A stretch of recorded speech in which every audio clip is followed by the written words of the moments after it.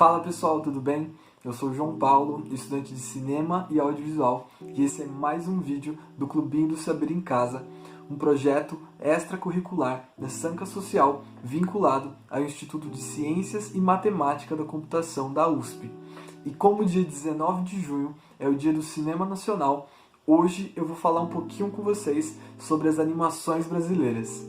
Quando a gente pensa em animação, a gente pensa nos filmes que são feitos lá nos Estados Unidos pelo pessoal da Disney e da Pixar e acaba se esquecendo que aqui no Brasil também tem muita coisa bacana que vale a pena conhecer. Por isso, eu vou trazer um pouquinho da nossa trajetória e falar de alguns dos filmes mais importantes desse período. Vamos lá? A nossa história começa no dia 22 de janeiro de 1917, com o lançamento da primeira animação brasileira, chamada O Kaiser, feita pelo cartunista Álvaro Martins, que mais tarde ficou conhecido como pioneiro da animação brasileira. O filme de mais de 100 anos é tão antigo que hoje em dia ele se perdeu e mais ninguém tem acesso a ele. Mas foi a partir daí que muitas animações começaram a ser produzidas. Acontece que esses filmes eram muito curtos, alguns deles tinham menos de 1 minuto, o que era normal para a época. Por isso, foi só no ano de 1954 que foi lançada a primeira animação brasileira de longa duração, chamada Sinfonia Amazônica.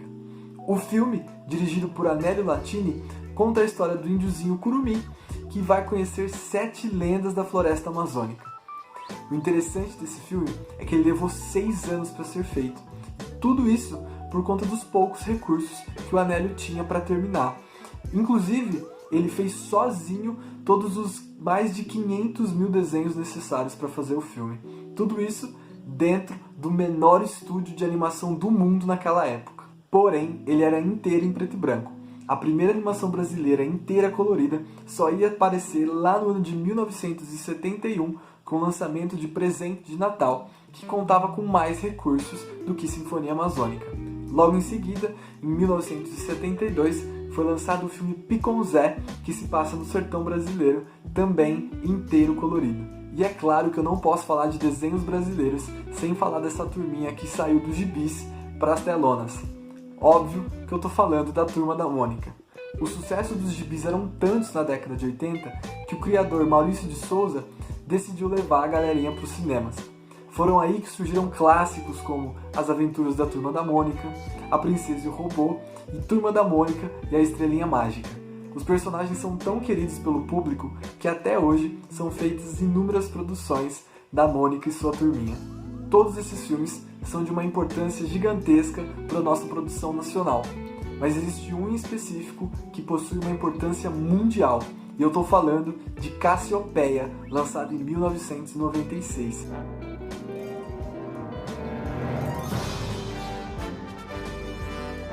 Isso porque o filme é a primeira animação do mundo feita inteira em computação gráfica. As opiniões são muito divididas se esse título é de Cassiopeia ou de Toy Story, que foi lançado 1 ano antes, em 1995.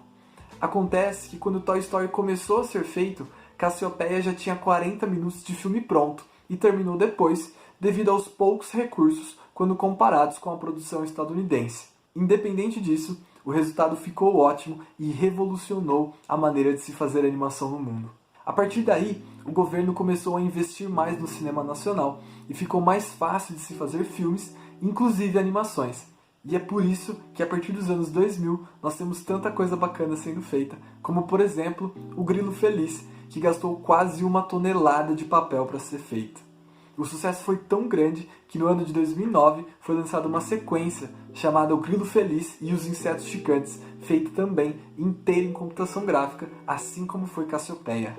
Minhocas, lançado em 2013, foi a primeira animação brasileira de longa duração feita inteira em stop motion, ou seja, através da manipulação de bonequinhos, sejam eles de massinha ou de algum outro material. O filme gastou mais de 10 milhões de reais para ser feito, se tornando uma das animações mais caras do cinema brasileiro. No mesmo ano, nós tivemos o lançamento de Até que a Esbórnia nos separe, que conta a história de uma cidadezinha chamada Esbórnia, que vivia isolada do continente brasileiro, até que o muro que os separava cai e eles precisam aprender agora a lidar com essas novas mudanças. O filme é inspirado na peça teatral chamada Tangos e Tragédias, e os criadores da peça original participaram do filme, dublando vários dos personagens, deixando tudo ainda mais divertido. Por último, mas não menos importante, eu não podia deixar de falar aqui de O Menino e o Mundo, de Ale Abreu. O filme, lançado em 2014, mescla elementos de animação feita à mão com colagens, criando um visual extremamente bonito. O sucesso foi tão grande dentro do Brasil e fora dele que O Menino e o Mundo foi indicado em 2015 ao Oscar de Melhor Animação. Essas são apenas algumas das várias obras maravilhosas feitas aqui no Brasil. Para além dos filmes, existem várias séries animadas que também são extremamente divertidas, como por exemplo, Irmão do Jorel ou a série animada infantil Peixonauta. As nossas animações sempre falam sobre o nosso folclore, a nossa cultura e representam as diversas regiões do Brasil. É por isso que devemos sempre valorizar as produções nacionais e conhecer tudo que o cinema brasileiro tem a oferecer. Esse foi o vídeo de hoje, muito obrigado por terem assistido até aqui, agradecemos o apoio do ICMC e não se esqueça de curtir, compartilhar e seguir a Sanca Social nas redes sociais. Muito obrigado e até a próxima!